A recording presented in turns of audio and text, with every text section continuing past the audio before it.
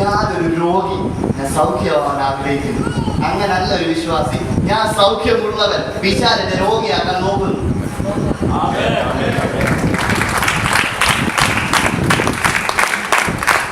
ഇവിടെ മാറട്ടെ, മാനസാന്തരം എന്ന് പറഞ്ഞാൽ മനസ്സ് മാറുകയാണ്. ഇവിടെ ഞാൻ സൗഖ്യമുള്ളവനാ. എനിക്ക് പലരും ഞാൻ പറയും, എന്റെ നോർമൽ ലൈഫ് എന്ന് വെച്ചാൽ സൗഖ്യമുള്ളവന്. ഇവരെന്തിനാ എന്റെ പേര് രോഗം ഇടുന്നേ? സിയോണിലെ നിവാസികൾ അവർ രോഗികളെന്ന് ഒരിക്കലും പറയത്തില്ല, കാരണം അവർ സൗഖ്യമുള്ളവരാണ്. ആമേൻ. സൗഖ്യമുള്ളവരുടെ കാര്യത്തിൽ കർത്താവ് നിങ്ങൾ ഈ രോഗം വരുമ്പോ അയ്യോ പറഞ്ഞേ ഞാൻ രോഗിയാണ് പറയരുത്. നിങ്ങളുടെ ഐഡന്റിറ്റി അതല്ല. നിങ്ങളുടെ ഐഡന്റിറ്റി സൗഖ്യമുള്ളവനാണ്. ആമേൻ. നിങ്ങളുടെ ഉള്ളിൽ നിങ്ങൾ ആരാന്ന് നിങ്ങൾക്ക് അറിയത്തില്ല. അല്ല നിങ്ങൾ നിരാശപ്പെടുന്നത് എന്തുകൊണ്ടാന്ന് വെച്ചാൽ നിങ്ങൾ ആരാന്ന് നിങ്ങൾക്ക് അറിയാത്തത്. ആമേൻ. പിശാച് മോഷ്ടിക്കുന്നു പറഞ്ഞാൽ അതിന്റെ അർത്ഥം നിങ്ങളെ തന്നെ ഉണ്ട്. ആ രോഗം വിട്ട് നിങ്ങൾ സൗഖ്യം മോഷ്ടിക്കാനുള്ളൂ. ആമേൻ. ഇനി ഞാൻ എന്റെ പ്രശ്നം കഴിഞ്ഞ് മെസ്സേജ് എടുക്കുക. കൊലോസ്യർ 1:9. കൊലോസ്യർ 1:9 പൗലോസിന്റെ പ്രാർത്ഥനയാണ്. നമ്മൾ പ്രാർത്ഥിക്കുന്ന പോലെ ഒന്നല്ല പൗലോസ് പ്രാർത്ഥിക്കുന്നത്. പൗലോസിന്റെ പ്രാർത്ഥനകൾ വളരെ ഡിഫറെന്റാണ്. നിങ്ങളെല്ലാവരും പ്രാർത്ഥിക്കണം. അങ്ങനെ നിങ്ങളുടെ കണ്ണ് തുറന്നാൽ, ഉള്ളിലെ കണ്ണ് തുറന്നാൽ നിങ്ങൾ പ്രാർത്ഥിക്കുന്ന രീതിയിലൊന്നും ആയിരിക്കരുത്. കൊലോസ്യർ 1:9. അതുകൊണ്ട് ഞങ്ങൾ അത് കേട്ട നാൾ മുതൽ നിങ്ങൾക്ക് വേണ്ടി ഇടപെടാതെ പ്രാർത്ഥിക്കുന്നു. നിങ്ങൾ പൂർണ്ണ പ്രസാദത്തിനായി കർത്താവിന് യോഗ്യമാകണം നടന്നു ആത്മീകമായ സകല ജ്ഞാനത്തിലും വിവേകത്തിലും അവന്റെ ഇഷ്ടത്തിന്റെ പരിജ്ഞാനം കൊണ്ട് നിറഞ്ഞു വരണമെന്നും സകല സൽപ്രവൃത്തിയിലും ഫലം കായ്ച്ച് ദൈവത്തെക്കുറിച്ചുള്ള പരിജ്ഞാനത്തിലും വളരണമെന്നും സകല സഹിഷ്ണുതയും ദീർഘക്ഷമയ്ക്കുമായി അവന്റെ മഹത്വത്തിന്റെ വല്ലഭത്വത്തിന് ഒത്തവണ്ണം പൂർണ്ണ ശക്തിയോടെ ബലപ്പെടണമെന്നും വിശുദ്ധന്മാർക്ക് വെളിച്ചത്തിലുള്ള അവകാശത്തിനായി നമ്മെ പ്രാപ്തരാക്കുകയും നമ്മെ ഇരുട്ടിന്റെ അധികാരത്തിൽ നിന്ന് വിടുവിച്ച് തന്റെ സ്നേഹസ്വരൂപനായ പുത്രന്റെ രാജ്യത്തിലാക്കി വെക്കുകയും ചെയ്ത പിതാവിന് സന്തോഷത്തോടെ സ്തോത്രം ചെയ്യുന്നവരാകണമെന്നും അപേക്ഷിക്കുന്നു. ഞാൻ ഇംഗ്ലീഷ് 11-ാം വാക്യം മാത്രം വായിക്കാം. Strengthened with all might according to his glorious power unto all patience and long suffering with joy. എല്ലാ സഹിഷ്ണുതയും സന്തോഷത്തോടെ. അങ്ങനെ ഇംഗ്ലീഷ് എഴുതിയിരിക്കുന്നത്. എന്തുകൊണ്ടാണ്? അതായത് ദൈവത്തിന്റെ ശക്തി നമുക്ക് അത്ഭുതം കാണാൻ മാത്രമുള്ളതല്ല, നമുക്ക് സഹിഷ്ണുതയും ദീർഘക്ഷമയും ചേർന്നതാണ്. ആമേൻ. ഹല്ലേലൂയ. അപ്പോൾ ദൈവത്തിന്റെ ശക്തിയിൽ നമ്മൾ നിറയുമ്പോൾ സഹിഷ്ണുതയും ദീർഘക്ഷമയും സന്തോഷത്തിന്റെ കൂടെ, അല്ലെങ്കിൽ അതായത് എനിക്ക് ചിന്തിക്കാൻ പറ്റാത്തൊരു കാര്യം അവിടെ എഴുതി വെച്ചിരിക്കുന്നു. എനിക്ക് സഹിഷ്ണുതയും സന്തോഷവും കൂടെ ഒരുമിച്ച് ഒരിക്കലും ചിത്രീകരിക്കാൻ പറ്റത്തില്ല. പറ്റുമോ? ഞാൻ ദീർഘക്ഷമയും സന്തോഷവും ഒരുമിച്ച് നിങ്ങൾക്ക് ചിന്തിക്കാൻ പറ്റുമോ? നിങ്ങൾ ഒരാളോട് ക്ഷമിച്ചുകൊണ്ടിരിക്കുക, നിങ്ങൾക്ക് അത് സന്തോഷിക്കാൻ പറ്റുന്നുണ്ടോ? പറ്റൂ? ഇത് ഭയങ്കര സന്തോഷമാണ്. ഞാൻ ഒരാൾ ക്ഷമിച്ചുകൊണ്ടിരിക്കുക, ഉൾക്കരുപ്പിലായിരിക്കും നിൽക്കുന്നത്. ക്ഷമിക്കും. അതല്ല, പലരും സഹിഷ്ണുത നോക്കുന്നത്. ഒക്കെ നിങ്ങൾ രാമത്തെ വീട്ടിൽ വരാൻ വേണ്ടി പെട്ടെന്ന് ഭർത്താവ് ഇങ്ങനെ ടച്ചാണിങ്ങനെ കാറായിരിക്കും പിടിക്കുക. നാളെ ഒരുങ്ങുന്നേ ഉള്ളൂ കാര്യം. ഇട്ടുകൊണ്ടിരിക്കുക. 15 മിനിറ്റായിട്ട് ഇറങ്ങി വരുന്നില്ല. ഇങ്ങനെ ഇരുന്ന് സഹിച്ചിരിക്കുക. അവസാനം ഇറങ്ങി വന്നു. അപ്പോഴും തലേ ചീപ്പുണ്ട്. പൂർണ്ണമായിട്ട് ഒരുങ്ങിയിട്ടില്ല. കയറി അത് ഫ്രണ്ട് ചെയ്തു. അപ്പൊ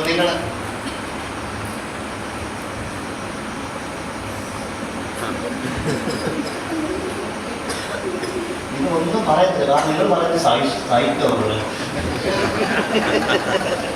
ഞാൻ വിശ്വാസിയാണ്, ഞാൻ ഒന്നും പറഞ്ഞിട്ടുണ്ട്. നോക്കും ഇങ്ങനെ പോകുമ്പോ ഒരുത്തം വന്ന് ഇങ്ങനെ വെട്ടിച്ചെടുത്തോണ്ട് പോയി ബൈക്ക്.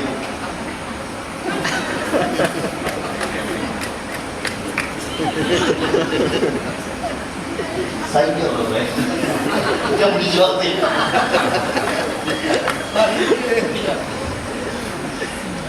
എന്തൊക്കെ സഹിച്ചാൽ പറ്റും. പേരെന്തുവാ? വിശ്വാസം. എന്തുകൊണ്ട് എനിക്കാണ് നല്ല അരിശം വരുന്നുണ്ട്. പക്ഷെ വചനം പറഞ്ഞു സൈക്കിള് പറഞ്ഞാണ് സൈക്കിള്. എനിക്ക് ഒരുപാട് വിഷയമുണ്ട് സഹിക്കണം. നല്ല കുറെ ആൾക്കാരുമുണ്ട് ദീർഘക്ഷമയും കാണിക്കും. ഹല്ലേലൂയ. ആമേൻ. നിങ്ങളുടെ റെയിൽവേ സ്റ്റേഷനിൽ പോയിരിക്കുക, എന്നാൽ അനൗൺസ്മെന്റ് വരുന്നു 3 മണിക്കൂർ വെയിറ്റ്. അപ്പോൾ അവിടെ ഇരിക്കുന്നവരെല്ലാം ഓരോ ലാംഗ്വേജ് ഒക്കെ പറയാനുള്ളത്, അന്യായ ഭാഷകളൊക്കെ ഉണ്ട്. നിങ്ങൾ അന്യഭാഷ ദേഷ്യമില്ലാത്തോണ്ടല്ല, നല്ല ദേഷ്യമില്ലാത്തോണ്ടാണ്.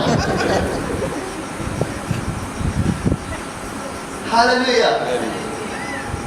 ആത്മീകാരൻ മറ്റു പറ, അതല്ല സഹിഷ്ണുത, അതല്ല ദീർഘക്ഷമ. നിങ്ങളുടെ സഹിഷ്ണുത ദൈവത്തിൽ നിന്നുള്ളതാണെന്ന് അറിയണമെങ്കിൽ കൂടെ സന്തോഷവും കൂടി ഉണ്ടോ എന്ന് നോക്കിയാൽ മതി. സഹിക്കുന്നത് തന്നെ ഒരു മാതിരി ഈ സന്തോഷം കൂടി ഉണ്ടോ നടക്കത്തില്ല. ഒരു രീതിയിലാണ് ക്ഷമിക്കുന്നത്, അതിനോട് സന്തോഷിക്കണമെന്ന് പറഞ്ഞാൽ അതെ ഞാൻ പറഞ്ഞു. ഇത് നിങ്ങളുടെ കഴിവിനാൽ നടക്കുന്നതല്ല, ഇത് പരിശുദ്ധാത്മാവിനാൽ നടക്കും. ആമേൻ. ഇത് പരിശുദ്ധാത്മാവിനാൽ മാത്രം നടക്കുന്ന.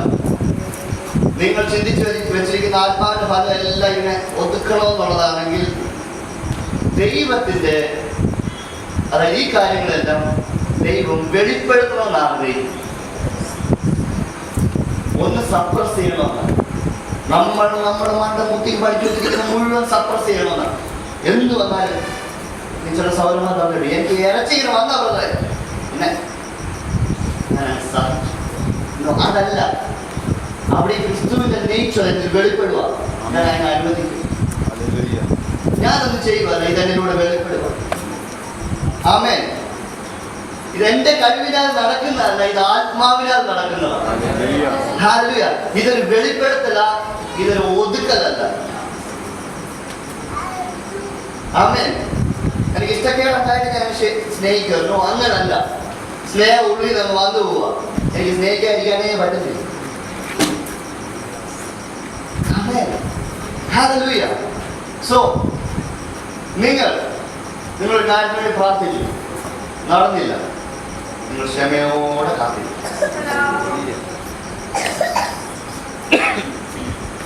ഞാൻ കണ്ടിട്ടേ മാറത്തുള്ളൂ.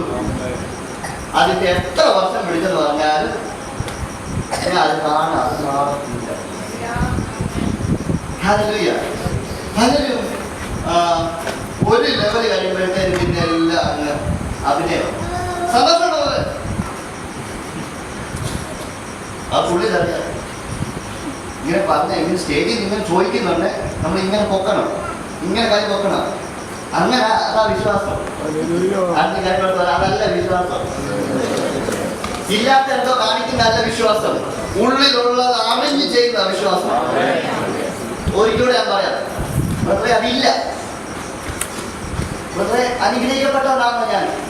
ഒന്നുമില്ല. വെറുതെ വചനം പോലെ അനുഗ്രഹിക്കപ്പെട്ടവനാ. ആമേൻ. അപ്പൊ ഞാൻ ഇങ്ങനെ ഇപ്പൊ ഇല്ല, പക്ഷെ ഞാൻ ഒരുപാട് വിശ്വസിക്കുമ്പോൾ അങ്ങനെ ഉണ്ടാവും. അങ്ങനെ പറഞ്ഞ വിശ്വാസത്തെ കാണുന്നത്. ഇപ്പോഴെനിക്കില്ല, ഞാൻ വിശ്വസിച്ച് അതുകൊണ്ടാവും. അങ്ങനല്ല, എന്റെ ഉള്ളിൽ അതുകൊണ്ട്, അതുകൊണ്ട് ഞാൻ വിശ്വസിക്കുന്നു. എന്റെ ഉള്ളിൽ അതുകൊണ്ട് ദൈവം എനിക്കത് തന്ന് കഴിയുന്നതാണ്. ആദ്യം ഞാൻ കാണും. ഇല്ലാത്ത എന്തിനോ വേണ്ടി ഞാൻ വിശ്വസിക്കുമല്ല, ഉള്ള ഒരു കാര്യത്തിൽ ഞാൻ വിശ്വസിക്കുന്നു. ഇല്ലാത്ത ഒരു സ്വർഗം എവിടെ ഉണ്ടെന്ന് വിശ്വസിക്കാതെ ഉള്ള ഒരു സ്വർഗത്തിൽ ഇരുന്നുകൊണ്ടാണ് വിശ്വസിക്കുന്നത്. ഇങ്ങനെ ഉറപ്പുള്ള ആരെയും ഉണ്ടെങ്കിൽ ഞാൻ ചോദിക്കട്ടെ, നിങ്ങൾ 100 ഗുരു അറിയത്തില്ലേ കണ്ടോ ഉള്ളിൽ അറിയത്തില്ലേ? ഏറ്റവും ഉള്ളിൽ എനിക്ക് തോന്നലില്ലേ? ഇല്ല, കണ്ടോ എന്നാ എനിക്ക് തീർക്കാൻ പറ്റോ? ഹല്ലേലൂയ. ഞാൻ കാര്യം പറയാം. നിങ്ങൾക്ക് വിഷമം വരുന്നുണ്ടെങ്കിൽ ഉള്ളിലൊക്കെ ഞാൻ 2000 രൂപ പറഞ്ഞാൽ നിങ്ങൾ വിഷമം വന്നാൽ ഉള്ളിൽ വെക്കരുത്. നിങ്ങൾ അതുപോലെ ചെന്ന് ദൈവത്തോട് പറയണം. പഴയ നിയമത്തില് സങ്കീർത്തനങ്ങളിലെല്ലാം അങ്ങനത്തെ കാര്യം ഫുള്ള് നീ എന്നെ വിട്ട് അകന്നിരിക്കുന്ന പോലെ തോന്നുന്നു. നീ ഇവിടെ ഇല്ല, എന്റെ കൂടെ ഇല്ല, എന്നെ കൈവിട്ടോ, എന്നെ കൈവിട്ടോ ദൈവം ഇല്ല. ശരിയാണെന്നാ തോന്നുന്നത്. നിങ്ങൾ പിറുപിറുക്കാതെ നിങ്ങൾക്ക് എന്തോ ഫീൽ ചെയ്യുന്നത് അതുപോലെ എന്നാണ് പറയണം. ആമേൻ. ഹല്ലേലൂയ. നിങ്ങളെ വ്യക്തമായി അറിയുന്ന ഒരു ദൈവമുണ്ട്. ആമേൻ. എന്നിട്ട് ഇങ്ങനെ ഓരോന്ന് അവർക്ക് മനസ്സിൽ എല്ലാം പറഞ്ഞു കഴിഞ്ഞിട്ട് ഒരു സേനാണ്, ഒരു പോസ്റ്റ്. അത് കഴിയുമ്പോൾ ദൈവം സംസാരിക്കും. ആദില്ല അവിടെ എല്ലാം പറയാനുള്ള എല്ലാം പറഞ്ഞ് ഓടിപ്പോവല്ലേ. കർത്താവ് നിങ്ങളുടെ ഹൃദയത്തിൽ സംസാരിക്കും. നിങ്ങളെ പോയ പോലെ ആയിരിക്കത്തില്ല ഇറങ്ങി. നിങ്ങളെ പ്രാർത്ഥിക്കാൻ ഇരുന്ന പോലെ ആയിരിക്കത്തില്ല നിങ്ങൾ എഴുന്നേൽക്കുന്നത്. വിഷയം അവിടെ കാണും, പക്ഷെ നിങ്ങൾ മാറിയിരിക്കും. കർത്താവ് ആദ്യം മാറ്റുന്നത് നിങ്ങളെ. ആമേൻ. ഹല്ലേലൂയ. ലാസറിനെ ഏൽപ്പിക്കാൻ ദൈവം പോവാ, യേശു പോവാ. 4 ദിവസമായി. അപ്പം ശിഷ്യന്മാർ പറഞ്ഞു ലാസർ ഉറങ്ങുമോ? ലാസർ നിങ്ങൾ ഉറങ്ങുവാ? ലാസർ ഉറങ്ങുവാ. അപ്പം ശിഷ്യന്മാർ പറഞ്ഞു ഉറങ്ങുവന്ന് നല്ലതല്ലേ, അത് എഴുന്നേറ്റുള്ളൂ. യേശു പറഞ്ഞു ആ മരിച്ചു, ഞാൻ ഉറപ്പിക്കാൻ പോവാ. അപ്പൊ തോമസ് എന്ന് പറഞ്ഞാൽ വാ നമുക്ക് ഒരുമിച്ച് വെച്ചാൽ മരിക്കാൻ. നല്ല വിശ്വാസമുള്ള ശിഷ്യന്മാരായിരുന്നു യേശുവിന്റെ. ഒരുമിച്ച് പോയി അവിടെ പുള്ളി കൊല്ലം റെഡിയായിട്ട് നിൽക്കുക യഹൂദന്മാര്. യേശു പോകുന്നത് ഉയർപ്പിക്കാനാണ്. ഇവര് പറഞ്ഞു എന്തുവാ നമുക്ക് മരിക്കാണ്. അവിടെ പോയി യേശുവിന് ഉറപ്പുണ്ടോ യേശു ഉയർപ്പിക്കുന്നു? അത് ഉയർപ്പിക്കുന്ന യേശു ഉറപ്പുണ്ടോ? ഉണ്ട്. അവിടെ ചെന്ന് മറിയ വന്ന് കരഞ്ഞപ്പോ യേശു കരഞ്ഞു.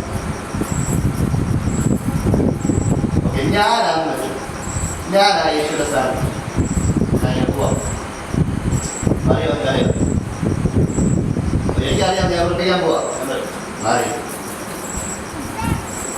ഞാൻ ഉറപ്പിക്കാം, ഞാൻ കാര്യത്തെ ഞാൻ പറഞ്ഞ മനസ്സിലായി. നമ്മൾ ആരെങ്കിലും ആണെങ്കിൽ നമ്മൾ കാര്യത്തില്ല. കാരണം നമുക്കറിയാം ഞാൻ ഉറപ്പിക്കാൻ പറ്റുന്ന കാര്യത്തില്ല. പണി അറിയും എവിടാ കലറ എവിടാ. ഹല്ലേലൂയ. നിങ്ങൾ കരയുവാണോ? നിങ്ങളുടെ കൂടെ ഉണ്ട്. കരയുന്നവരുടെ കൂടെ യേശു കരയും, സന്തോഷിക്കുന്നവരുടെ കൂടെ യേശു സന്തോഷിക്കും. നിങ്ങൾ അനുഭവിക്കുന്നത് എന്താണോ അത് അനുഭവിക്കാൻ യേശു വഴി. യേശു അങ്ങനെ നമ്മൾ പറയുന്നത് പാപത്തോട് മരിച്ചവരാ. എങ്ങനെയാണ് പറയുന്നത്? യേശു മരിച്ചു. യേശുവിൽ എന്ത് നടന്നോ അതിൽ നടന്നോ ഞാൻ വിശ്വസിക്കുന്നു.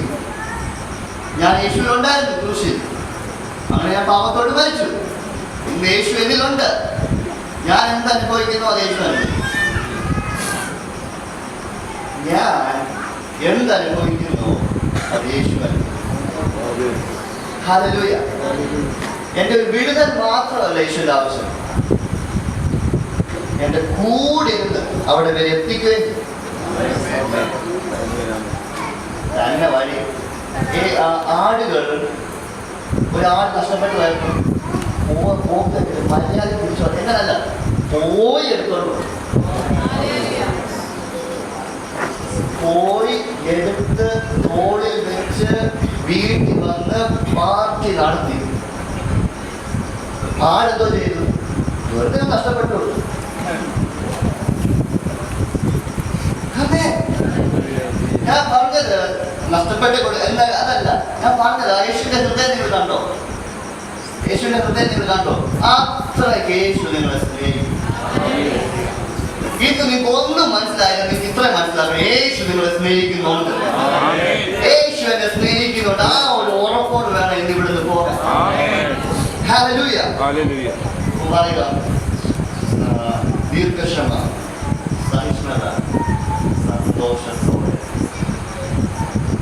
എന്റെ ലോകസൗഖ്യമായിട്ടില്ലായിരിക്കും, എന്നാലും സാധ്യത അത് ഞാൻ കണ്ടിട്ടേ ആളാണ്.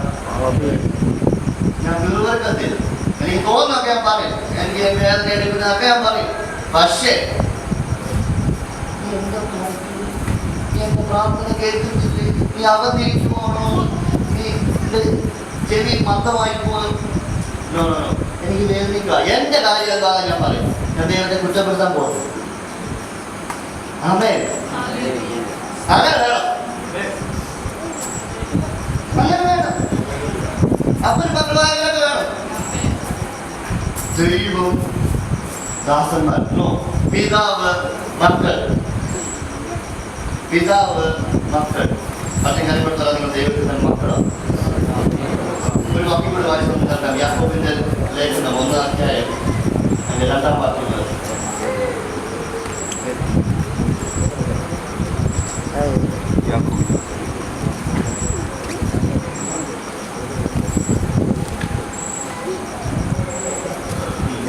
എന്റെ സഹോദരന്മാരെ, നിങ്ങൾ വിവിധ പരീക്ഷകളിൽ അകപ്പെടുമ്പോൾ നിങ്ങളുടെ വിശ്വാസത്തിന്റെ പരിശോധന സ്ഥിരതയുളവാക്കുന്നു എന്നറിഞ്ഞ് അതിന് അശേഷം സന്തോഷം എന്നെണ്ണുകയും അശേഷം സന്തോഷം എന്നെണ്ണുകയും. അവിടെ സന്തോഷിക്കാൻ ദൈവം എനിക്ക് പ്രശ്നം തന്ന അതുകൊണ്ടല്ല, അതിനല്ല നമ്മൾ സന്തോഷിക്കുന്നത്.